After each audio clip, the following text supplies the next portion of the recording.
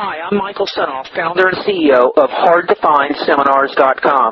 For the last 5 years, I've interviewed the world's best business and marketing minds. Along the way, I've created a successful publishing business, all from home from my two-car garage.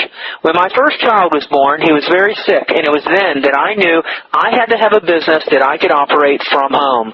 Now my challenge is to build the world's largest free resource for online downloadable MP3 audio business interviews.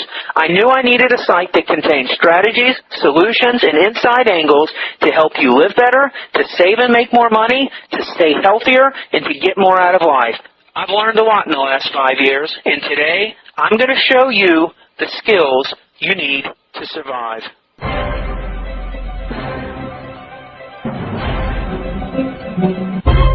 Hi, it's Michael Senoff with Michael Senoff's HardToFindSeminars.com. The title of this interview is called How to Strike Marketing Gold, Money-Making Secrets Straight from the Lips of Legendary Direct Marketing Guru Denny Hatch.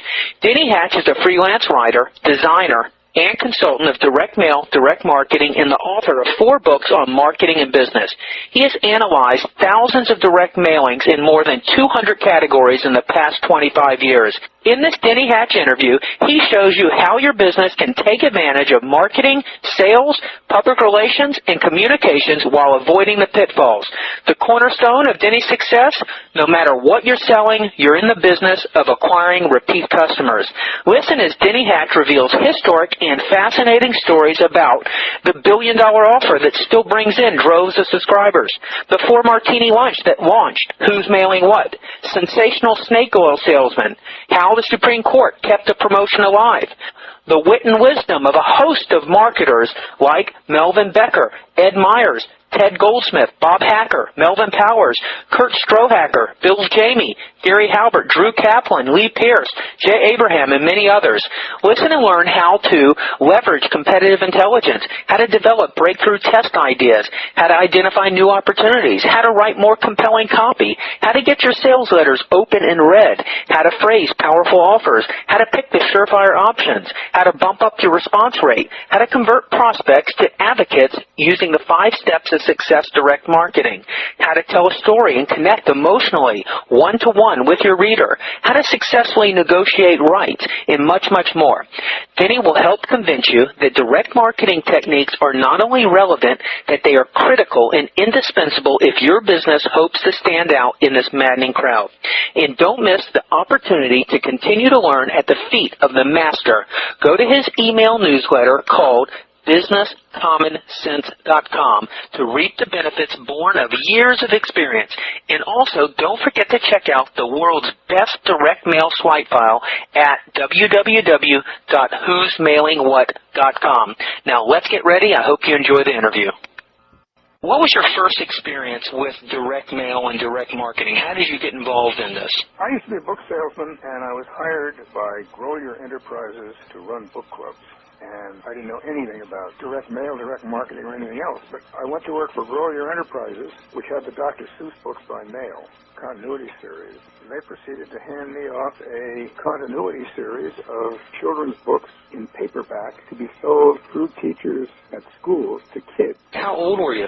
25. Where were you living at that time? New York. Okay, so was it a direct sales job? It was creating a continuity series of children's paperback books with a proviso that they wouldn't pay royalties, so it all had to be public domain, and then marketing them through teachers to children in classrooms in direct competition with the Scholastic paperback series.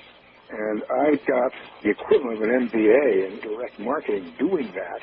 I was frequently way over my head, but there were 4 guys running it, a guy named Ellsworth Howell, who founded Grow Your Enterprise, and a guy named Bob Clark, one of the beloved figures of direct marketing. My boss, a guy named Lou Smith, who was marketing manager, and McCall, who ran the continuity stuff. And these 4 guys knew direct mail at the time cold. And so whenever I got into trouble or got in over my head, I would raise my hand and say, I need help. And one of the 4 would clear the desk, sit me down, talk me through the problem, and then send me on my way. Which one was that? Which guy? It depends on who was free. And my advice to anybody in business, especially starting out, is if you don't know what the hell you're doing, raise your hand and say, I'm in over my head, I need help, rather than trying to fake it. There are more people in business trying to fake it, and they run aground on terrible shoals doing that, when there are people there who are perfectly willing and happy to show them what to do.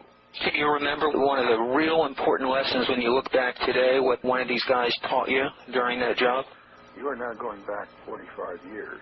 But I remember going to them and saying, tell me what to do, whether it was copy or list selection or the arithmetic of the thing. I was responsible for all of that, and I didn't know any of it. So I stumbled along, and with their help, I did it. And the book club we started was a success. How long did you stay with those guys? A couple of years. What'd you do after that? After that, I went to work for Macmillan Book Clubs, and after that, I went to work for Meredith Book Clubs in Manhasset, Long Island. So I ran 3 sets of book clubs. And these book clubs were all primarily direct mail? Yeah, direct mail, negative option clubs. The children's paperback was positive option. The kids had to order them. What's a positive option? What's a negative option? Negative option is the style of the Book of the Month Club, launched by Maxwell Sackheim and Harry Sherman in the early 1930s, whereby you sign up for this thing, and they say, unless we hear from you, we're going to ship you this book. If they send an announcement and they say, this is the main selection, you're going to get this book unless we hear from you. If you do nothing, you're going to get the book. If we hear from you, you send back a preference card which says, send me the main selection plus the following additional selections. Do not send the main selection, but send me the following additional selections, or send nothing this month. And you had to get it in by a certain date, and you were going to get the book whether you wanted it or not. So the positive option, you had to send something back. Positive option. You had to send something back and order the book. And the negative option, you didn't have to do anything. You have to do anything. The book would come. Between those two, in the book club business back then, which one won hands down as far as sales, not including returns and stuff? Oh, the negative option, no question. How about today? Does the negative option still work today? I think they got real problems. In those days, what happened was, in book clubs, I'd go to a publisher and say, I'd like to offer this book to my club members as a main selection or an alternate selection. And here's the deal. I will pay you a royalty for every book sold. And then, if they said yes, we had 2 choices. Buy books from them out of their stock, or, more likely, take rolls of paper and binding material and send it into their printer, and as their print run was going, as soon as their print run was over, the printer would then take our paper, feed it into the press and continue the print run, and then take our binding material and bind these editions with this binding material. Book club editions were cheaper than the regular trade editions which are sold in stores. So the publisher had the advantage of selling books to markets he never would reach, and he would also have the advantage of having a very large press run, because we would add, 20,000, 30,000 copies to tack onto his press run. And so he would get the economies of scale, as would we. I mean, that's how the book club business worked at the time. Today, with Amazon, with Barnes & Noble, with everybody selling discount books, in those days, there was not a Barnes & Noble in every town all over the country, and there wasn't the Internet to make books available. So it was a cultural advantage to tap into, say, Book of the Month or Literary Guild, have news of books coming at you, and have the opportunity to get books at discounts. Now, of course, you can get them anywhere and always at a discount. So the book club model is essentially, it may be still going. I think the Book of the Month Club is still going, but it ain't like the old days. How about the legal ramifications of the negative option, whether it's books or tape of the month, stuff sold on TV? Is that kosher legally, the negative option today? There was a period back then when a very hotshot United States attorney in New York wanted to take all the book clubs to court for the negative option, saying it was dishonest, fraudulent selling. And in fact, people liked knowing that they had to make a choice. This goes way back now. We're going to the 60s, 70s, 80s. People liked the idea of knowing that they were being part of the cultural scene by getting books and acquiring books. Books look good on shelves. In the business of continuity, where you have, say, a 20-volume set and you ship one a month, people bought those not so much to read as for furniture, to be on shelves, to show off to their friends and neighbors and family that these were cultural people and they had shelves full of books. So at that time, people liked the negative option, and the United States attorney finally dropped the whole thing after much angst throughout the book club business. Now, the negative option, I don't think they use it particularly. I mean, American Express will send you an offer for a free planner for the next year, and all you do is pay postage. And in the small type it says, and then thereafter we're going to send you a planner every year, and you'll be billed such and such. So American Express still does that. But it's cumbersome stuff, and I think most American Express members keep all their calendar stuff on a computer or on a BlackBerry, Yeah. So how many books have you published yourself personally? I published 3 novels in the 1960s and 70s, late 60s and 70s. One about a guy who couldn't stand the noise at Kennedy Airport, so he sent up a World War II barrage balloon. One about the mafia running a candidate for mayor of New York, and one about a guy who went into the frozen sperm business. And they all did respectably. They sold a hardcover, they sold in paperback. All of them sold in the movies, and never a movie was made. But, I got some money. So you sold movie rights? Yeah, but no movie was ever made. I got some nice stereo and stuff like that from the movie money, but no movie was ever made. Give me an idea. What do movie rights sell for? Back then, anywhere from $1,000 to $30,000. Generally speaking, say it's $20,000. They'll give you $10,000 on signing. They'll give you $10,000 on the first day of principal photography, and they'll give you $10,000 on completion, and then hopefully it's some kind of payment or percentage deal when the thing is released. To anybody who's signed a movie deal, my advice is never, ever, ever sign anything that gives you a percentage of the producer's profit, because there's never a producer's profit. Get a piece of the box office receipts or a percentage of the production costs or something. But if you say producer's profit, that all disappears into thin air. So if someone said, Denny Hatch, what do you do, say, in relationship to your books? Are you self-published, or did you have a publisher? I had real publishers. You had real publishers with all these books? Yeah. You had a publisher, your publisher sold the movie rights. Yeah, and I had an agent. I don't have an agent now because my agent died, and so I'm kind of in limbo creatively. But then, in 1984, we started this newsletter, Who's Mailing What? And who's we? My wife Peggy and me. What sparked that? I went to a lunch with the Direct Mail Writers Guild in New York, and a woman named Dorothy Kerr, who was circulation director of U.S. News and World Report, said the way to be successful in direct mail is to collect mail and see who's mailing what, and find those mailings that keep coming in over and over again, which means that they are control and they are making money for somebody. Note those and then steal smart.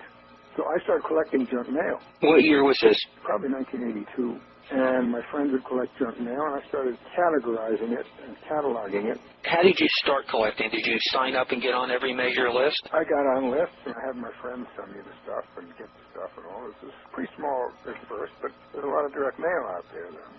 And I kept it in one file drawer, and it became 2, became 4, became several file cabinets, became a bunch of file cabinets. There was a fellow copywriting named Harry Walsh, a lovely guy. And he would call me up and he'd say, I got a client who's doing a World War II series. You got anything on a World War II series I could look at to make sure I'm touching all bases? And I said, yeah, come on over. I got one from Time Life and I got one from Columbia House. So he would come over and he would make copies of this stuff. And he'd go away and he'd use these as models. He didn't steal from them, but all the elements that had to be put in there gave him ideas for his own version of them. And one day he took me for a very, very wet lunch. What do you mean by that? You mean 4 martinis lunch.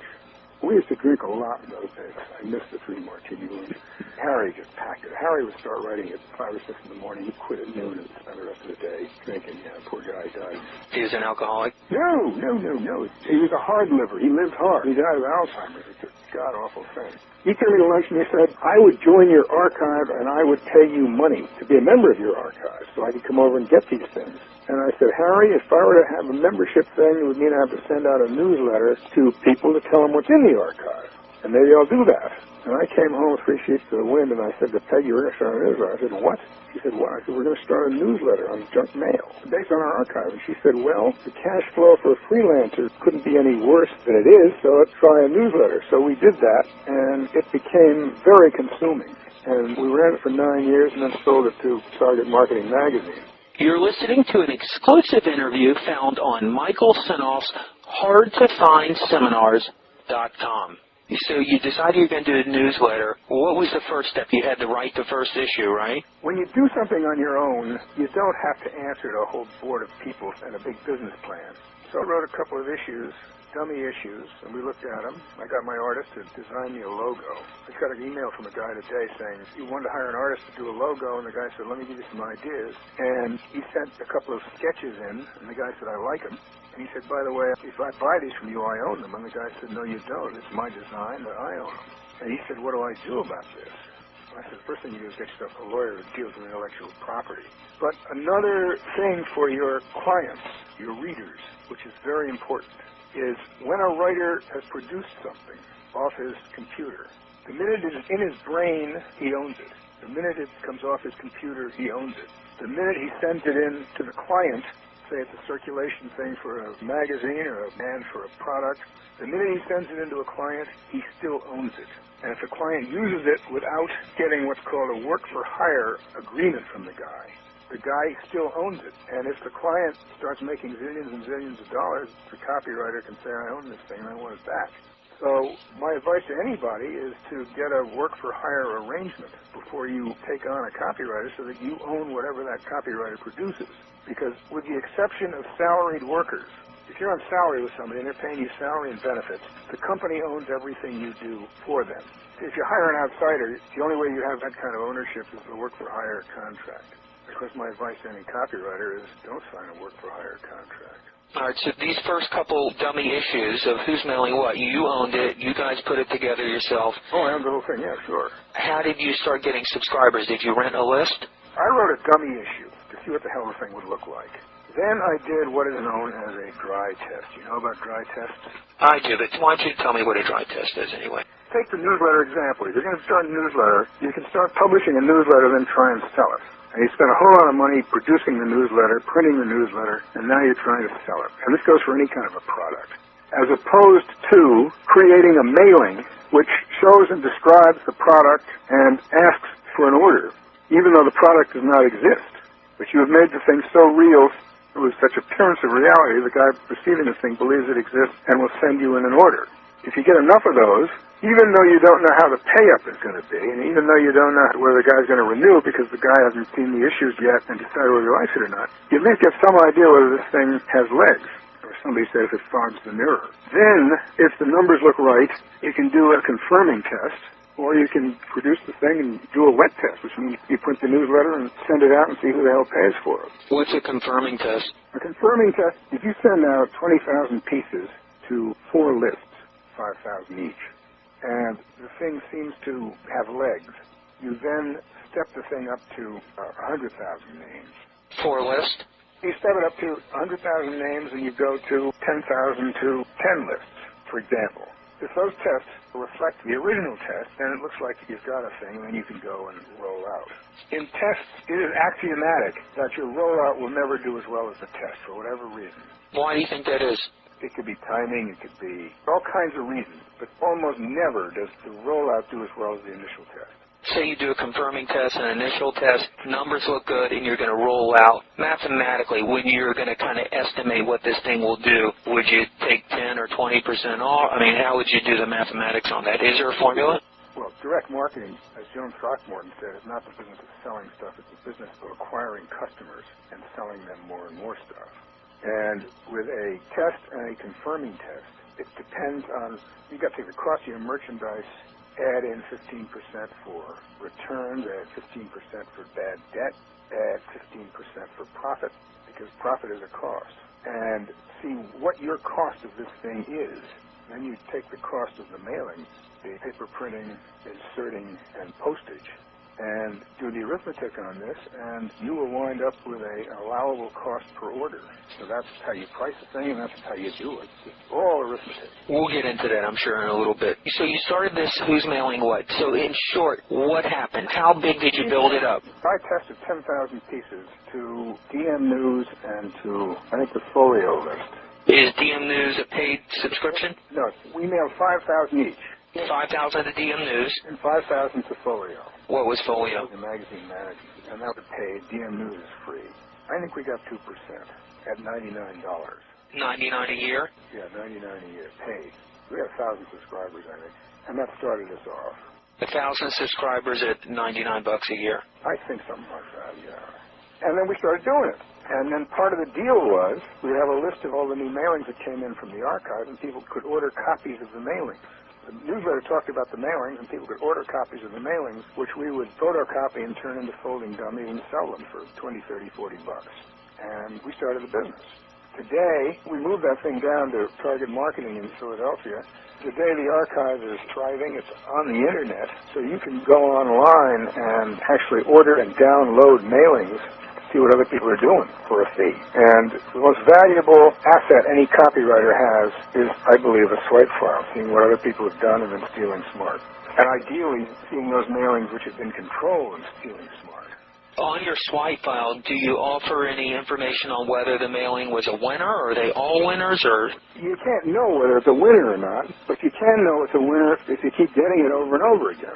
So, and this is the Who's Mailing What archive. It's on the Internet. Some of these mailings are so-called brand controls that have been received every year for 3 years. The Wall Street Journal mailing of 2 young men was mailed for 15 years, 20 years as the control. Bill Bonner's mailing for International Living, Agora, he wrote that as a dry test. It was cash positive from day one. It is still being reused 30 years later. I want to talk about some of these stories. I know you've got them in your book, Method Marketing. What do you know is the most successful direct mail piece of all time? The 2 young men mailing of a guy named Martin Conroy for the Wall Street Journal. So Martin Conroy, is he the one who wrote it? Yeah. And he was a copywriter? He was a freelance copywriter. He wrote the thing, one fine spring day 25 years ago, 2 men returned to their 25th reunion at college. They were very much alike. They both had jobs. They both had wives. They both had a couple of kids. And both, coincidentally, went to work for the same company. The only difference was one of these young men was the president and the other was the manager of the department. What made the difference? He never says it. The implication was that the guy who became president read the Wall Street Journal. It was a 2-page letter, 800 and some words. I called Paul Bell, the circulation manager of the Wall Street Journal, and I said, let me run some numbers by you. I said, you have 1 million subscribers, yes. And would you say that 50% of them came in via this 2 young men mailing, yes? And I ran out the numbers on them, and I said, that says to me that this mailing over the years has brought in excess of $1 billion in subscription revenue to the Wall Street Journal, and as such is the most successful mailing ever created. And there was silence on the other end. And finally he said in a very small voice, please don't tell Marty Conroy, he will raise his prices. So at that time, before they did that mailing, how small or large was the Wall Street Journal? Were they just getting started? No, they were in business. Then they had several others, and so they had a series of controls, and when one would flag a little bit, they'd drop another one in there. The ideal scenario for any marketer is to have 2 or 3 controls. And the minute you have a control, you do 2 things. You tweak the control. You do all kinds of little tweaks on the control and see if you can make it better. You tweak the offer, you tweak the price, whatever. And then you go out and you hire people to write mailings against it to try and beat that. That Wall Street Journal offer, what kind of offer was that? Do you remember? Was it a soft offer, send no money? Yeah, it was certainly a soft offer, send no money. I think it's for $99 for a year or something like that. Yeah, I don't remember it. Have you seen knockoffs of that promotion that have done really well on a big scale? I've seen knockoffs of it. Whether they've done well or not, I don't know. I've seen a lot of people try and knock this thing off, versions of it. And you haven't seen this thing over and over again. Probably didn't do all that well. Did Martin Conroy, was he able to do some other blockbuster copy other than that one, or was that his claim to fame? That was his blockbuster. He worked for the Wall Street Journal for years. He's written a number of controls for them. He's since died. But he did very well as a copywriter. Tell me the story about Boardroom, Marty Edelson. Edelson was a salesman for magazines, a magazine called The Reporter, many years ago. He had an idea for a newsletter, which would be a digest of business stories, and he called it Boardroom Reports. And he had a copywriter named Mel Martin who came up with the idea he called Fascinations. Did you know Mel Martin? Never did, no. And, in fact, I was going to do a story about Boardroom. Marty Edelson had 2 subscriptions to Who's Mailing What, and I said, I want to do a story about your mailings. I see so many of them. Who's your copywriter? And he said, I'm not going to tell you. And furthermore, if you do a story on me or this copywriter, I will cancel my subscriptions. Now, was it the Fascination guy? Yeah. At that time, okay. Yes. And he died. He was a heavy smoker and not well man. The slowest copywriter in Christendom. He would spend a week on an envelope. But he put Marty Edelson in business and started him on a way to a $125 million publishing empire. These fascinations are what the credit card companies don't want you to know, what never to eat on an airline, those kind of stoppers. I've heard of him, but I was under the impression Eugene Schwartz put him on the map. No, Schwartz did a lot of work for him, and Schwartz did a number of his books, and Schwartz did a bunch of books for Rodale. I heard the speech with Schwartz, speaking to Agora or one of those publishers. And he talks about how Marty Ellison called him in. He sat down, and Marty Ellison had this crazy idea about this newsletter, and Schwartz was just taking notes, and then his wife was making up, and he put the ad together, like in 30 minutes. Schwartz was in on it, and Schwartz may have written the first mailing for him. Mel Martin used to write the cover of the newsletter, which had the articles, and he gave the articles very sexy titles, which were the basis of the fascinations. And then he tried a mailing based on these fascinations, and it took off like a rocket. And he said, what never to eat on an airplane, see page 93, or whatever. Thinking about it, Schwartz may have done the newsletters and Martin done the boardroom books. I'm not sure. But Martin was involved in the startup of the newsletter as well, because he wrote the covers for him.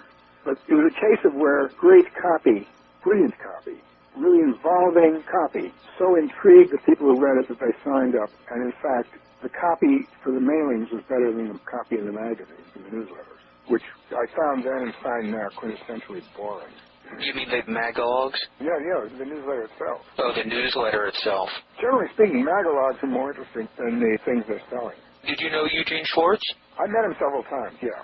He was a big, tall, skinny guy, a major collector of art, famous collector of modern art. Who do you believe are some of the greatest copywriters, dead or alive? Bill Jamie, of course, Jayme. And who's he?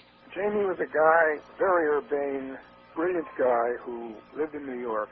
His building was going co-op and he couldn't afford to buy it. So he persuaded Consumer Reports to put him on retainer and he'd do all their work for them. And he moved out to San Francisco. And whereupon he hit the jackpot. If you're going to start a magazine at that time, the guy you talked to for the dry test and the wet test was Bill Jamie. And he would charge $20,000 a package, which was huge money in the 60s and 70s and 80s. And Jamie made a fortune. He had tremendous mystique. He was funny as hell. And he was probably the best magazine copywriter around ever. And so he put Consumer Reports on the map? He did a lot of early mailings for Consumer Reports, yes, and kept them going. But then he found himself with Psychology Today and Civilization. And guys would come to him and say, I want to start a magazine, and I want you to write the mailing package for it. And Jamie would say, fine, tell me about the magazine. He'd tell him. And Jamie would say, fine, I'll do a package. And the kid would say, well, don't you want to know the articles that we're going to have in the magazine? Jamie said, no, I'll make them up. And Jamie said, I knew the audience I was writing to. These were my people. They'd responded to many of my mailings before. Therefore, I knew what kind of articles they would respond to. So he would actually frame the magazine as well as write the direct mail package. Did he ever teach copywriting? No. Never revealed his methods anywhere? For more exclusive interviews on business, marketing, advertising, and copywriting, go to Michael Senoff's hardtofindseminars.com. You know Brian Kurtz? Yeah, I've heard of him. Boardroom has a CD with all of Jamie's mailings on them, and that's for sale. And you could probably offer that for sale on a joint venture basis with them. I heard you on that. Remember they did that Bob Bly and Joe Vitale did that Eugene Schwartz thing that you were on the phone call with Abraham and... Yeah. I listened to it, and he kind of indicated that some of these guys were like snake oil salesmen. Oh, they were? What do you mean by that, and what category of copywriters do you consider that? Gene Schwartz published his own books and sold them by mail. He had his own company called Instant Improvement. These are the headlines from this giant 9x12 envelope that he wrote. How modern Chinese medicine helps both men and women burn disease out of your body using nothing more than the palm of your hand. How to treat high blood pressure, bursitis, and arthritis and prevent them from degenerating further, or even reverse them simply by massaging the outside of the legs in a downward way. Eventually throw away your glasses and never need to see an eye doctor again simply by rubbing around the eyes for a few minutes every day. 3. How to rub your stomach away. The simplest and most natural way to lose weight is by this effortless 2-minute exercise.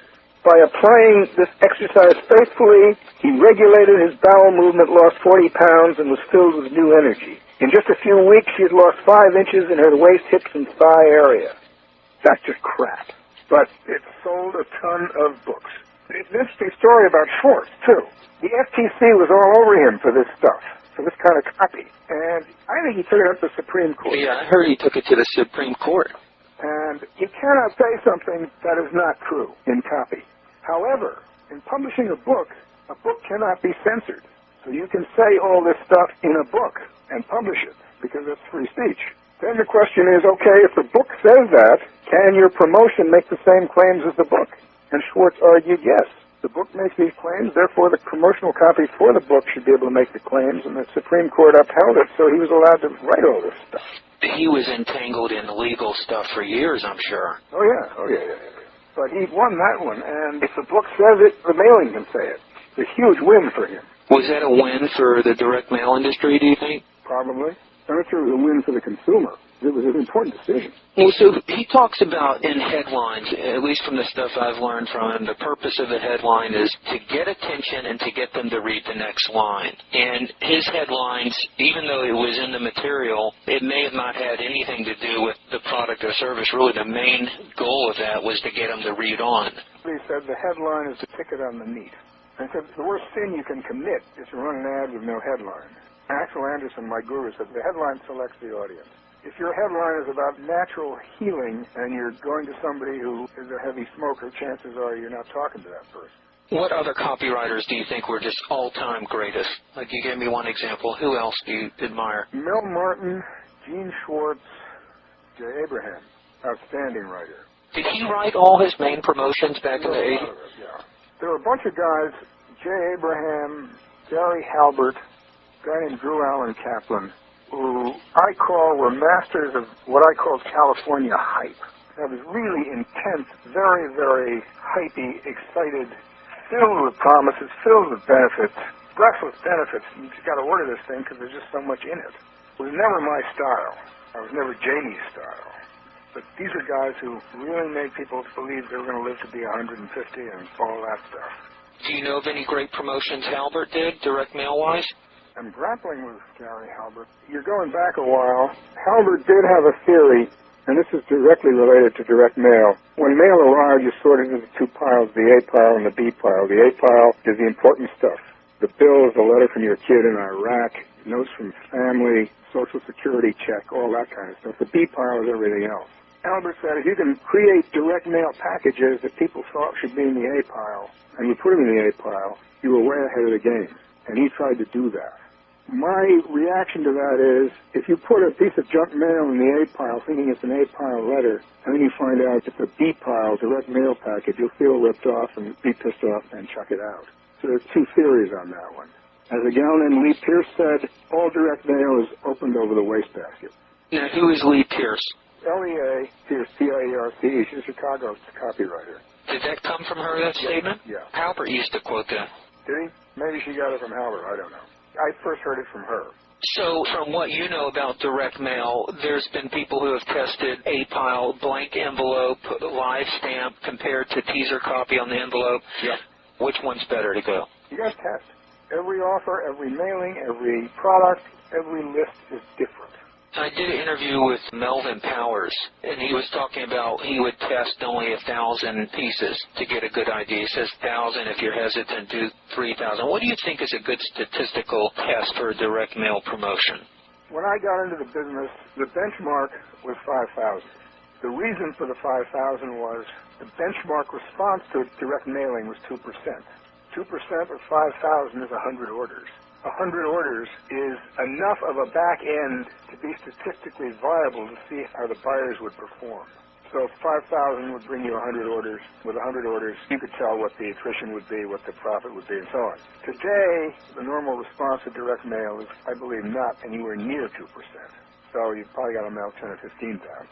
Ed Mayer, M-A-Y-E-R. He was a guy who worked for, I think, one of the big agents. He said success in direct mail is dependent on the following formula: 40% list, 40% offer, and 20% everything else. And that, of course, pisses off copywriters, because for copywriters, it's a 20% everything else. But when you think about it, you send it to the wrong list, you're dead. You send a bad offer, you're dead. But if it's a great offer to the right list, the other 20% is about right. And Dick Benson, the great guru Dick Benson, says, I know of no direct marketer who spends enough time on lists. Tell me the story of Kurt Strohacker. Kurt Strohacker is a guy who loved cars, fixing up cars, restoring cars. And he started a company called Eastwood, which offered to car restorers, people who like to tinker with cars, Not Jay Leno, who has one of the great car collections in the world, but the guys who work for Leno. Those kind of guys who do all the tinkering and restoring. And he put together a catalog for car restorers. Not the model-specific parts, but the stuff to do body, the paint stuff, and all that kind of thing. And Straw Hacker was interesting because when somebody went to work for his company, Eastwood, no matter what they did at the company, whether in the mailroom or executive vice president, the first thing they learned to do was to answer the phone and become a telephone sales rep.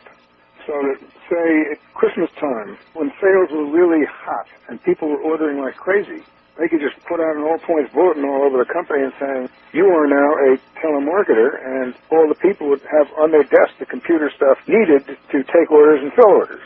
And that's a very interesting idea for a catalog company or any kind of company, that rather than put people on hold or anything else, just make sure that everybody in the company is a capable rep and knows how to, one, take an order and then also upsell.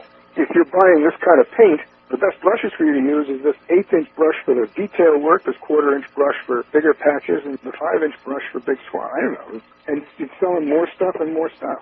I don't know whether catalog companies do that now, but certainly smaller companies should do it if they don't. Others have telemarketing divisions, and when they run out of people on the telephone, they can often spill over to people at home and whatever who can take over stuff. But it's a good idea to have everybody in the company know what it's like to sell your product. Can one still make it in the direct mail business with the rising cost of postage and space advertising? Absolutely, absolutely. First of all, with the Canned Spam Act and with the Do Not Call list, I believe direct mail is the workhorse of direct marketing. Is the direct mail industry in jeopardy for any of these type of laws or do not mail lists, things like that? A lot of people have been muttering about that for years. But it's free speech. What the hell? You know, you're not intruding on the guy's telephone. You're not spamming him on the computer. And because of the cost constraints on direct mail, a number 10 business mailing is probably $500 or $600. You add in postage per 1,000, 50 cents a piece. Well, if you're sending out a whole bunch of mailings to the wrong people, it doesn't take a whole lot of 50-cent pieces going down the sewer to have you start losing money. So the cost of direct mail makes it a very disciplined art, science, and business. The increasing costs have reduced the true junk mail. Yeah, that's now become spam. Before you sold off your Who's Mailing What, how many subscribers did you have for that? At the peak, we had 1,700. Did they make you an offer, or did you? Yeah, I ran into somebody and said, I'd like to get into a magazine rather than do this damn newsletter for the rest of my life. And Target Marketing Magazine was in deep trouble. And so we cut a deal, and I sold out the company and moved to Philadelphia. You sold your Who's Mailing What? Yeah. And then did you acquire Target Marketing? No, they acquired me. Oh, they acquired you. And I moved to Philadelphia, and we ran Who's Mailing What out of Philadelphia and took over Target Marketing and saved it. I could not take the corporate nonsense, so I left after about 5 or 6 years. My wife, Peggy, is now publisher of Target Marketing, Who's Mailing What, and she started 3 or 4 other magazines and a whole bunch of Internet-based products. She's much savvier than I am. She's a much better manager than I am. The Target magazine, tell me about that. How many subscribers do you have, and what is it? I think it's 30,000 or something. I don't know. It's free if you qualify. The interesting question now is, with all print magazines, how can you cut down this horrendous cost of paper printing, binding, and postage? And one way is to deliver these things over the Internet. How's that working for you? Just trying to do that. But Playgirl magazine just announced it was no longer printed magazines. They're going to just deliver over the Internet. I get the Wall Street Journal every day, but they sent me a renewal.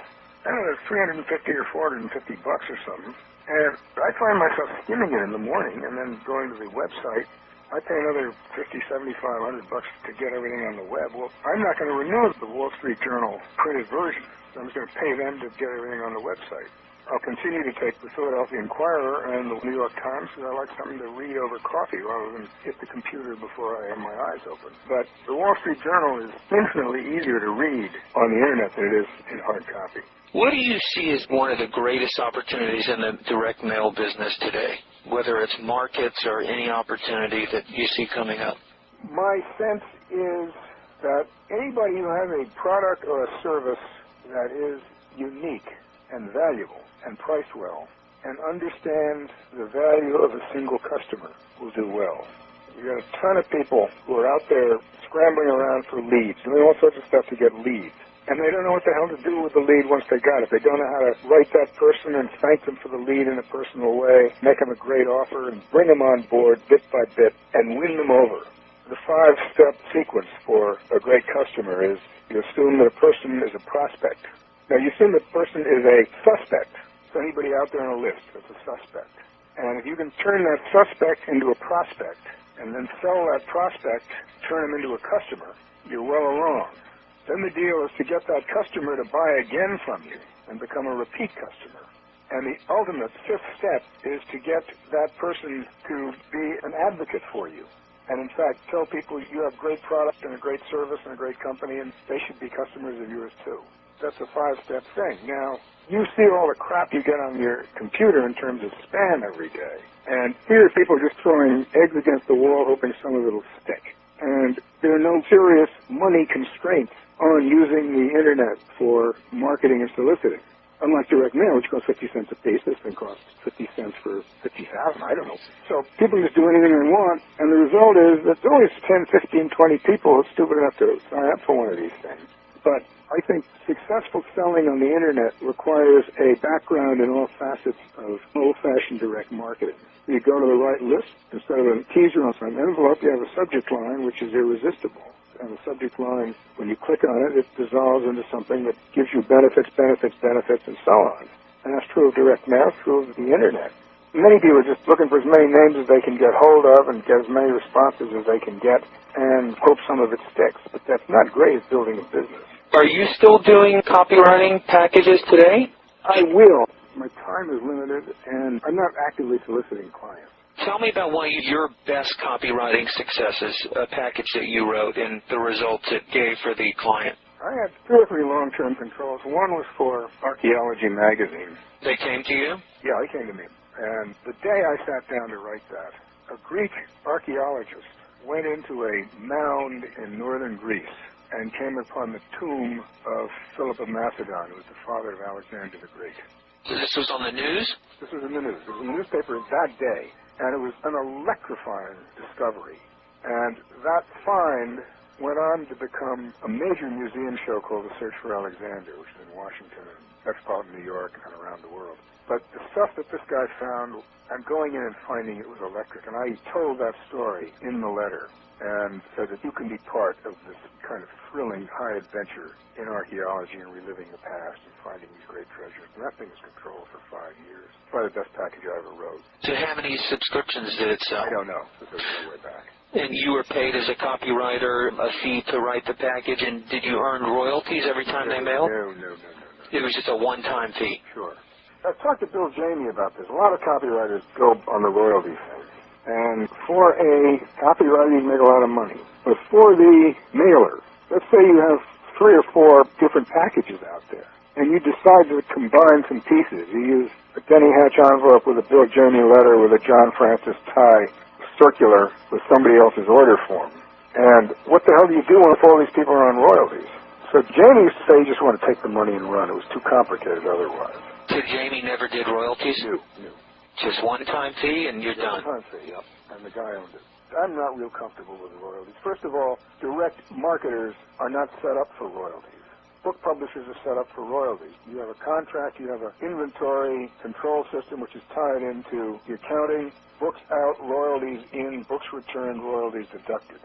With direct mail, you sign a royalty deal with a marketing manager, and then the marketing manager is fired, and some new marketing manager comes in, doesn't know anything about the royalty deal, and is mailing your piece all over the lot, and you have no idea how many you mailed, and it's very untidy in the direct mail business, because they're not set up to pay royalties. I think you're better off with just an upfront fee.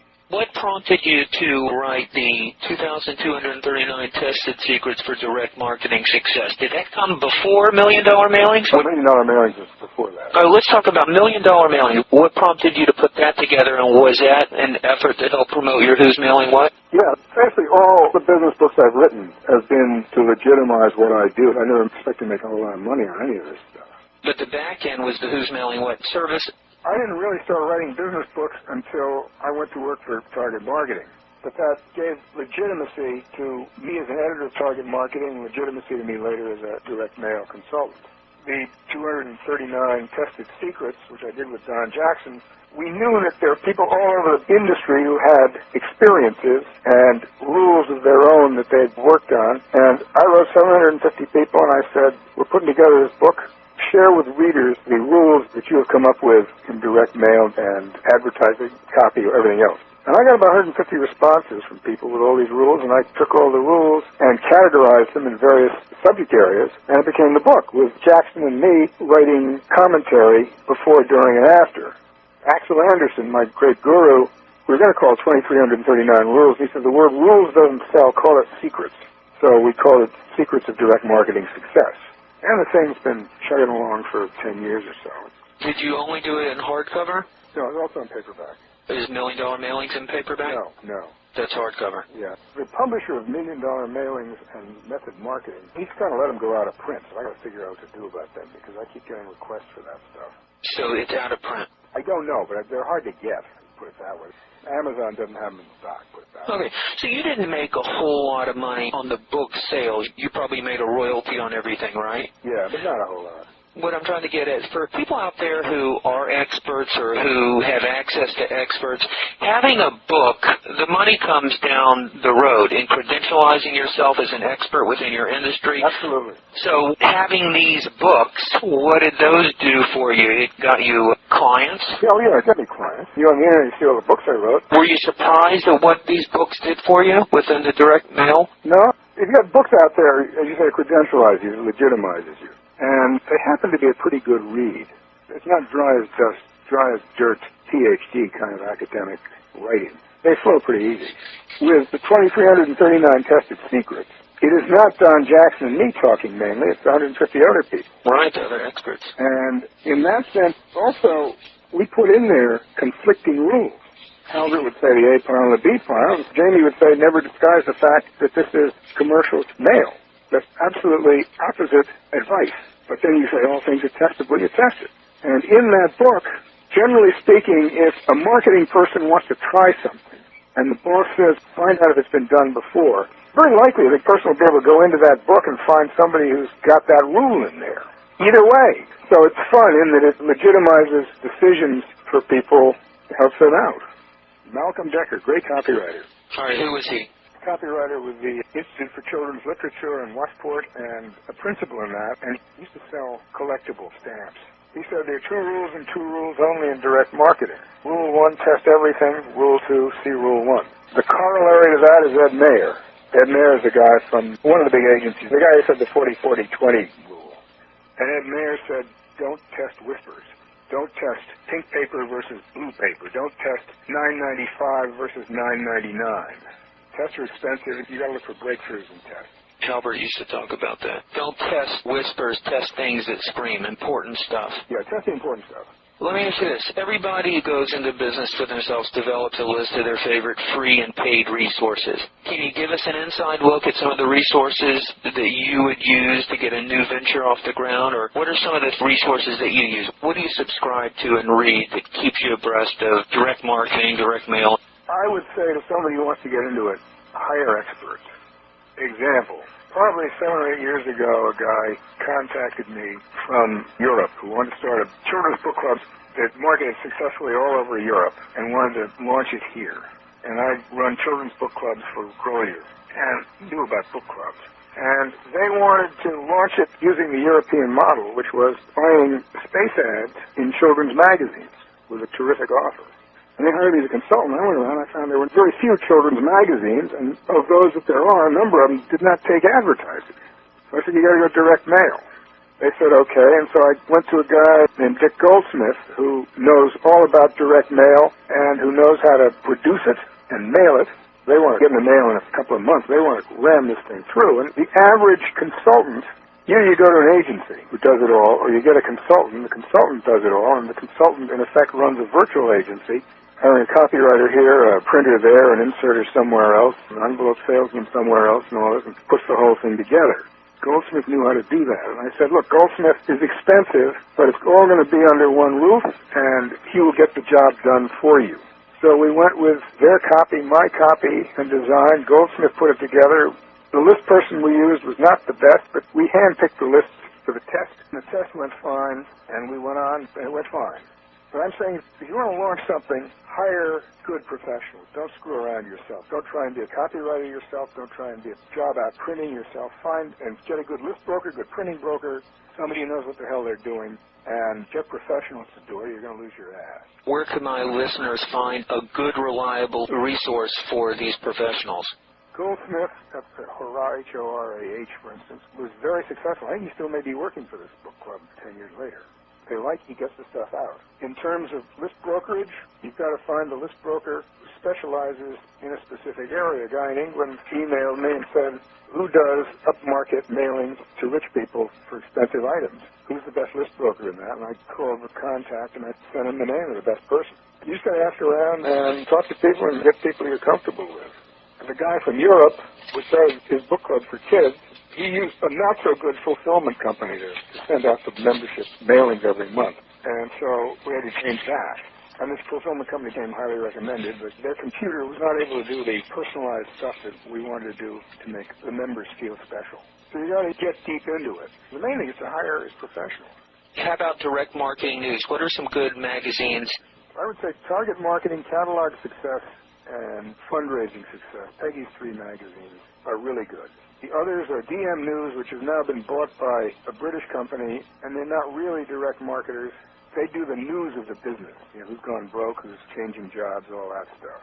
And then there's a thing called Multi-Channel Merchant and Direct. Multi-Channel Merchant used to be Catalog Age, but they now have got Catalog Internet, Telephone, etc., so it's Multi-Channel Merchant. And then a magazine called Direct, which is a competition for target marketing. And then there's, for magazine people, Folio and Circulation Management. And then there's even more niche stuff than that. What are some of your most visited websites? I mean, do you have some sites that you continually reference that prove to be really good resources for what you're doing? No. For what I'm doing, which is the newsletter, but I'm all over the lot with the newsletter. It's not direct marketing primarily. But you Google direct marketing and you'll get a ton of stuff. We'll wrap it up here. I want you to tell me the story about Bill Kennedy first, and then I want to direct my listeners to where they can get more information on your books and your site. Kennedy got into the business of selling silver, and he would get investors and pay their way out to the Del Coronado Hotel in, where is it, San Diego? Yep, that's right here in San Diego. He'd put on these big weekends at Del Coronado and persuade people to buy silver. And he was doing it through direct mail? Yeah. Incredible invitations, but he didn't do his arithmetic. And the markup on silver wasn't all that good, and he was losing his ass. And he wound up in jail. I mean, it's a sad story, because I think something's wrong with the son, and the wife was left penniless, and that was awful. But he did not know his arithmetic, and arithmetic in direct marketing is everything. It ain't the business of branding. It's not the business of selling. It's acquiring customers and selling them more and more stuff and keeping them happy. It's the business of starting at the beginning, after testing and rolling out everything else, building up a history of lifetime value. What is a customer worth to you over the customer's lifetime? How long will he be a customer, and what will he pay you? And then taking that information, going back to the original source of that name. So the list that maybe gives you the best upfront response may not give you the customers that bring you the most money. You cannot do enough data analysis and regression analysis of who your customers are, where they came from, what they're spending with you, and what their profitability is. For example, one of the great direct marketers of all time is a guy named Bob Hacker from Seattle. And Hacker said for catalogers, in the catalog business, the formula is RFM, recency, frequency, monetary value. The people who've spent the most money with you the most times recently and frequently are your best customers. And so you rank them into quintiles, the best, the second best, third best, fourth best, and fifth best. And the fifth best are usually awful. They're usually bad customers. And the deal that catalogers have to do is figure out ways to move people from the second quintile into the first quintile, and the third quintile into the second quintile, and so on, and bring them along and get them to spend more and more money with you. In marketing, when you get new customers, you get a share of market. The next step is to get those customers to spend more with you, and that's share of wallet. Hacker would say to catalogers, you want to make money this Christmas season? Do not nail the bottom 2/5 of your list. And the guys couldn't stand the idea of your customers. Well, chances are that Hacker was right. That the top quintile you mail once a month. The second quintile you mail something every 2 months. The third quintile maybe every 3 months. Fourth and fifth quintile you mail them once a year, just to see if they're alive. But don't spend money mailing people that have a history of not buying with you. And many people can't stand that. That's good. Where can my visitors go to learn more about you? What are some of your websites that they can check out?